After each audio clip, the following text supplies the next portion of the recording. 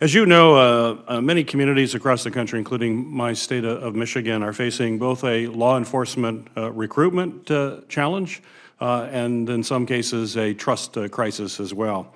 The Strong Communities Act legislation, which I led, aims to help facilitate improved relationships between law enforcement and the communities that they are entrusted to serve. The legislation would allow grants under the Department of Justice's Community-Oriented Policing Services Grant Program to be used for officers and recruits to attend law enforcement training programs, so long as officers and recruits agree to work for the law enforcement agencies in their communities for a set period of time. And by recruiting from within these communities, these recruits will know the people they are working to protect. The bill would thus help build stronger relationships between local law enforcement and the neighborhoods that they serve. It would also incentivize people to serve in law enforcement in the communities which they call home each and every day.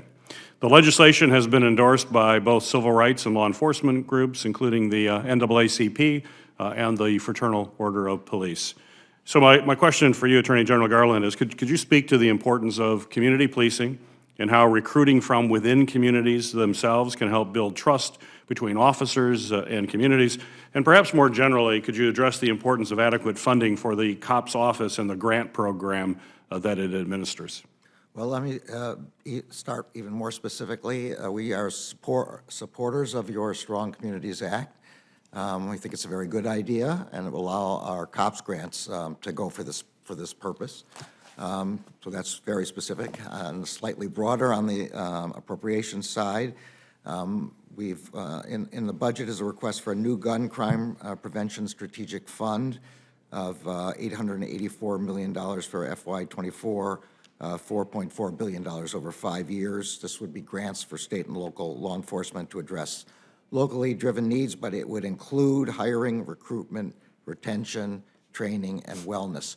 I don't know if it's specifically focused on what you're specifically interested in, which is hiring from the communities, but we think that's a very good idea. We think that an important element of our fight against violent crime is a relationship between the communities and the police. We need federal government to be all playing together. We need the federal government to be in good partnership with the state and local law enforcement, and then we need state and local law enforcement and federal government to be close to their communities.